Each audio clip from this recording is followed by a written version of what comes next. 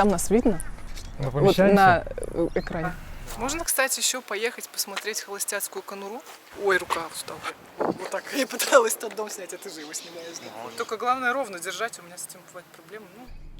Так, кто начнет? Давай ты начнешь. Всем привет, меня зовут Александр, это Марина, мы блогеры из Австралии. Сейчас мы находимся в районе, где живут самые богатые австралийцы, в Голд-Косте. Буквально здесь мы сидим на лавочке, на полянке. И слева от нас находится дом, который стоит $45 миллионов. Он сейчас выставлен на продажу. Мы его вам покажем. Как называется остров, Марина? Остров называется Sovereign Island. Он находится на другой стороне от места, которое называется Paradise Point, через залив, и он соединен мостом. Мы сюда сейчас приехали, хотим погулять, показать вам все, посмотреть, что здесь есть интересного, и немножко рассказать о ценах. Да, и интересный момент, что попали мы на остров совершенно свободно, нет никакого шлагбаума. Есть чекпоинт, через который проезжаешь, там, конечно, сканируется, как в супермаркете, там, в каком-нибудь шоппинг-моле, номер машины. Вот. Но в дневное время можно свободно попасть на остров, погулять, посмотреть, собственно, что мы сейчас будем делать. Кстати, прямо за нами сейчас стригут газон, это очень раздражает. И вот у нас сейчас была дискуссия на тему того, сами они стригут газон или кого-то нанимают. Да, ну, мне кажется, сами австралийцы здесь любят получать удовольствие от таких обычных вещей. Ну да, и к тому же здесь, кстати, есть дорогие дома, и ты идешь и смотришь, что там стоят совершенно обычные машины рядом с домом, да. Что меня так удивило немножко. То есть, да, ну, никто не кичится, никак не выпендривается. Ну что, начнем? Да, поехали. Вот этот дом стоит $45 миллионов. Такая Mazda стоит, обычная машина. Это самое дорогое, что я здесь нашла на данный момент. Но многие предложения просто нельзя увидеть о цене. Большинство домов цена даже не анонсируется. Вот у этого дома даже соседние участки земли, два, с одной и с другой стороны, они выкуплены, я так подозреваю, даже тем же самым владельцем.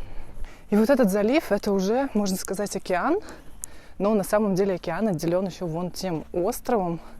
Первый раз я увидела этот дом где-то 5 лет назад, и этот участок всегда был свободен. Вот видите, с правой стороны от этого дома еще один участок, и тут ничего не строится. Вот стоят какие-то пластиковые туалеты, и по слухам, что этот участок принадлежит тоже этому хозяину этого дома. Так же, как и тот участок с левой стороны. Такое вот здесь тихое соседство. Собака лает только, а вообще прям тишина и покой.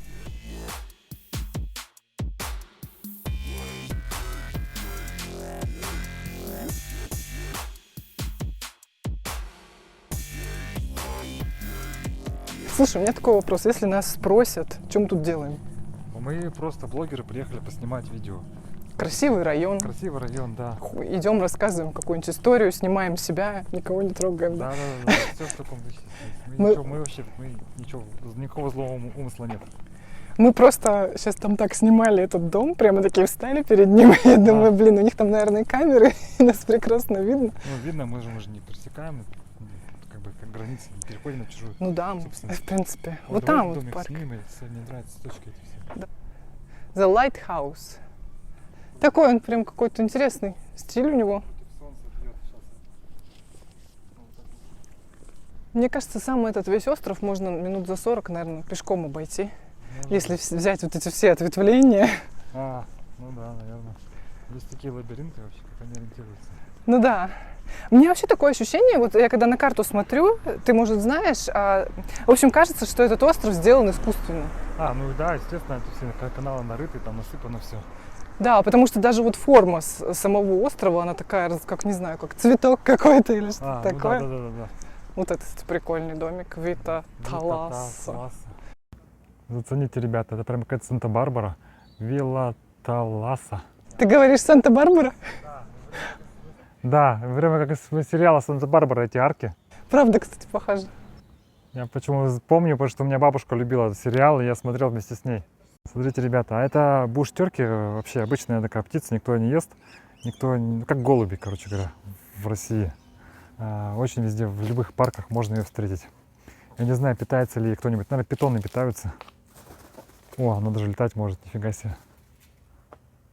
Вот. И здесь такой парк неплохой, обустроен. Просто парк, общественное место. Там стоит скамеечка с обзором прямо на воду. Такое умиротворение, смотри на эти скамейки. Они какие-то, не знаю, древнегреческие, как будто. Ну здесь типа, да, такой а-ля Италия стайл.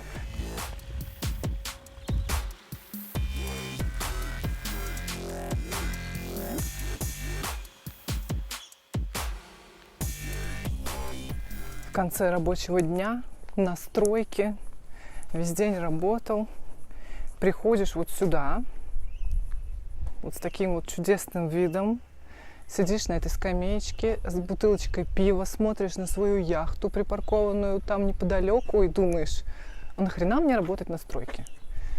Это, конечно, все фантазия, вряд ли такие люди работают на стройке с 6 утра. Давай про цены поговорим, может.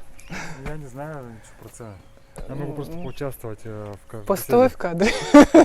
Хотела немного поговорить про цены. В общем, то, что я сегодня смотрела на сайте realestate.com.au. Туда можно зайти, посмотреть, какие есть предложения, что есть на рынке. Но самое интересное, что большинство предложений здесь, а их, кстати, довольно-таки много, они как бы бесценны. Они не имеют цены, цена не указана, написано, в общем, нужно связаться с агентом.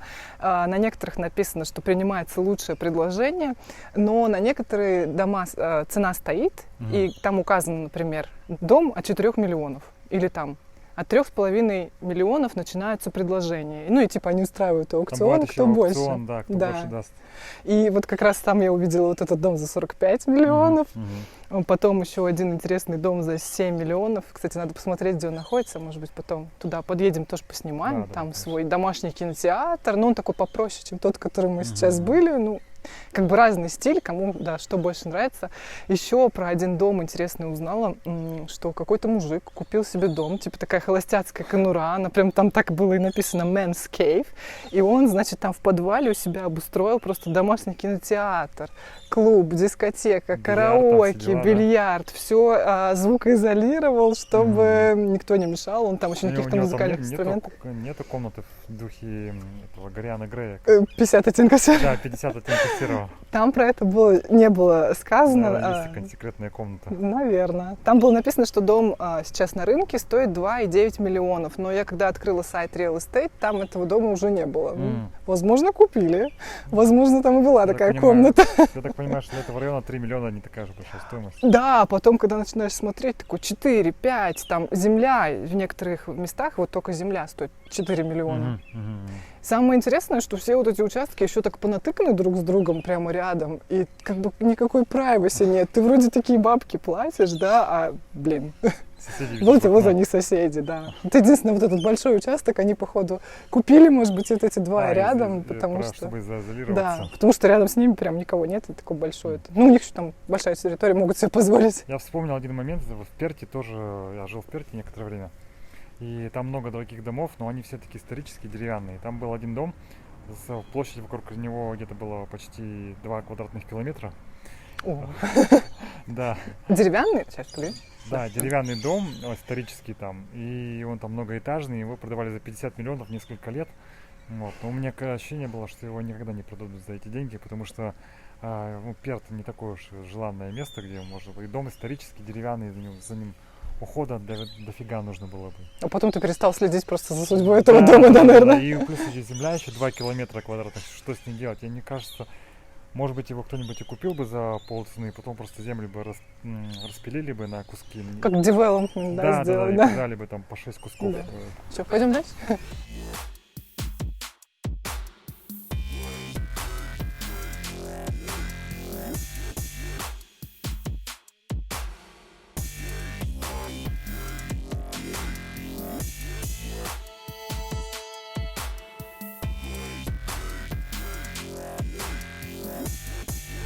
Кстати говоря, довольно узкая проезжая часть.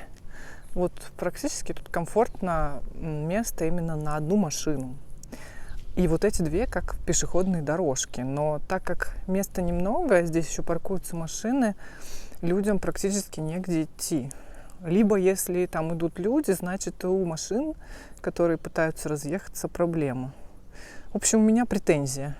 почему такая узкая дорога. Но судя по тому, какой здесь трафик, точнее, никакого трафика, суббота, вторая половина дня, я думаю, что такой проблемы у людей здесь нет. Короче, лет 20 назад вот Хоп-Айленд, мы тут рядом, да, в принципе, от Хоп-Айленда, был вообще болотистой местностью, где земля продавалась, она стоила прям недорого, а сейчас это тоже один из таких топовых районов. И люди, которые там давно откупили землю, я думаю, сейчас очень счастливы. В общем, вот этот дом по правую сторону, мы сейчас к нему подходим, 6,9 миллионов. Вот этот? Да, но он прям тоже большой, там большая территория, свой бассейн. Бассейном, в принципе, никого уже не удивишь. Бассейн даже у нас в доме есть. Да, там такой, там прикольно, в принципе, сделано. Такая тоже классический стиль. Как тебе райончик? Красивый, нравится. Спокойный такой район, чистый. Мне нравится, когда все очень хорошо организовано. Когда чисто, когда все так прям аккуратненько. Вот ты выбрал бы себе здесь какой-нибудь дом? Видел ты что-то такое? Вот этот желтый, наверное. Вот этот? Да, потому что он... Скромненько. Потому что милый маленький желтый домик, как бы... Прикольно так. Газета лежит Газета. У входа. Наверное, разбрасывают, как в американских фильмах показывают. Так вышвыривают когда? Да. Такой мальчик на велике едет. Не на велике, они же тут на этих ездят, на мопедах. Такие, кстати, прикольные почтальоны, мне это нравится. Ага. Я не знаю, владеть таким особняком, ты живешь там втроем, например, да, или вчетвером. И там типа, кричишь там, да, если ждешь, пока эхо вернется. В фильмах ужасах примерно такие дома, что вот они, знаешь, как это классически, заезжает семья, покупает себе дом, и там постоянно что-нибудь происходит потом. И они всегда такие большие, а еще не расположены где-нибудь в лесу. Да. Так, а еще они никогда окна не закрывают. Я, честно сказать, не могу пока представить, для чего мне нужен был бы такой большой дом. Если бы я мог бы зарабатывать так же, столько эти люди зарабатывают, я, может, думал бы по-другому. Но сейчас я даже не могу себе представить, зачем мне столько площади внутри. Я в целом тоже. То есть, ладно, в одной комнате ты живешь, в другой там, семья с ребенком, да, там 4 спальни, в принципе, нормально. Но там же еще куча всяких территорий. Там, не знаю, дома по 500 квадратов, по 1000 даже квадратов я где-то видела. Что там делать? Честно сказать, я не знаю, насколько это хорошая инвестиция. Может, мы как-то неправильно рассуждаем с тобой, я не знаю. Я просто, своим впечатлением делюсь, я даже в инвестициях почти ничего не понимаю. В качестве инвестиций, я не знаю, имеет ли в него вкладывать, потому что он стоит там 50-60 миллионов. Да. За эти деньги можно на других местах купить получше места, дома. Вот этот дом, к которому мы сейчас подходим, я помню его 5 лет назад здесь. Он не меняется. Там какая-то лепнина, какая-то статуя сверху на доме, но он буквально постоянно тут что-то происходит, какая-то глобальная стройка, и он никогда так и не достроится. Это только я 5 лет назад его увидела. А сколько лет он здесь реально строится, я даже не знаю. Это буква B сверху. Что бы это значило, вообще интересно. Начальная буква рода людей, кто здесь живет. Вот. Просто как это называется? Как называется? Дворянское гнездо. Цыганская барокко. Да, стиль такой интересный, конечно. Это стиль не Голд-Коста. Прям, скажем. Но такое ощущение еще, знаешь, что просто кто-то купил себе землю, начал строить дом, и деньги кончились. Я думаю, что да. Такое же может быть. Такая Просто история. Аппетиты сначала были, такие, да, а потом просто, как ты говоришь, там, забросили дом. Может быть, тут такая же история произошла. Я думаю, что так и было. А вот там океан. Саша мечтательно устремил взор куда-то вдаль с причала. Вот этот причал будет принадлежать тому, кто купит этот дом.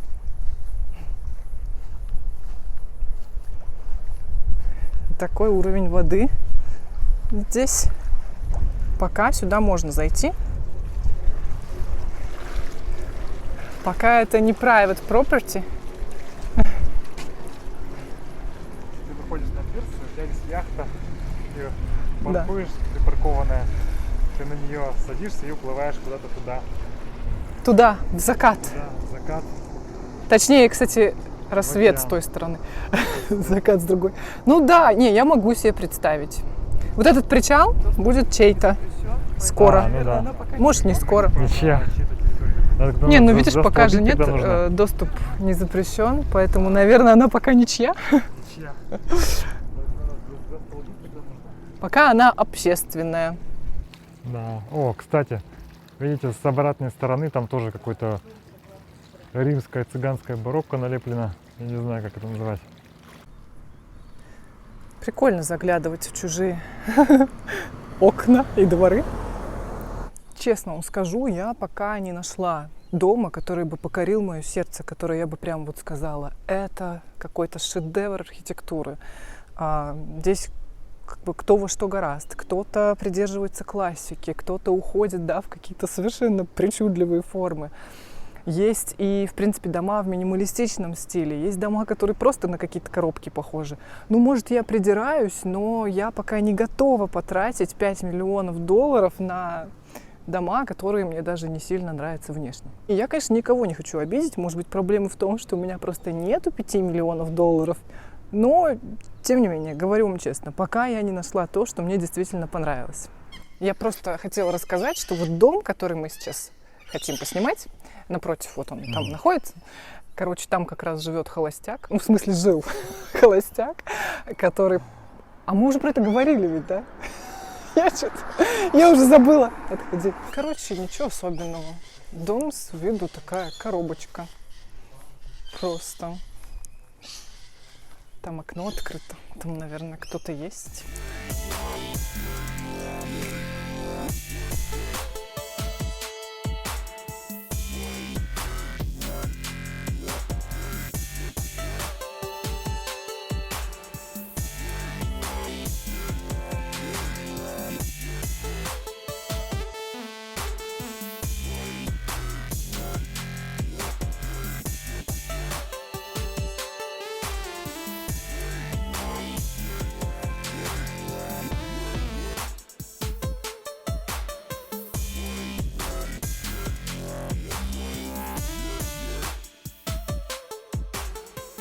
Я сделала свой выбор. Мне вон тот дом нравится, с белым гаражом. Вот с белым. Ну, вроде ничего особенного, но как-то уютно, мне кажется, смотрится. Но я пока не нашла что-то такое, что прям вау, на что бы я потратила 5 миллионов или 7. Ну, в общем, знаете, остров как остров. Правда, тишина, покой, людей практически нет. Суббота, вечер. Давай, может, какой-нибудь итог запишем где-нибудь. Знаешь, я вспомнил одну тему, что, знаешь, вот эта территория хозяину не принадлежит, нет? принадлежит канцелу. Но хозяин обязан за ней ухаживать. Кстати, да, могут же даже оштрафовать. Да, поэтому, чтобы не париться, человек потерял искусственную возможность, чтобы не стричь там ничего. Многие, в принципе, предпочитают. Это странно, что земля тебе не принадлежит, и ты обязан за ней ухаживать. Ну да, правда. Ну что, друзья, мы надеемся, что вам понравилась такая наша сегодняшняя прогулка по достаточно дорогому району Голд-Коста. Пишите вообще в комментариях, какое ваше мнение, дорого это или нет. Понравилось ли вам что-то, да? Хотели бы вы купить один из этих домов, представьте, что у вас есть 5-10 миллионов, либо вы захотели купить жилье в каком-то другом месте, не в Голд-Косте. Пишите в комментариях, ставьте лайки, да? Да, конечно. Обязательно ставьте лайки, пишите, подписывайтесь на оба канала. И все оставим в описании. Спасибо, что были с нами. И до встречи в следующих видео. Чао. Пока.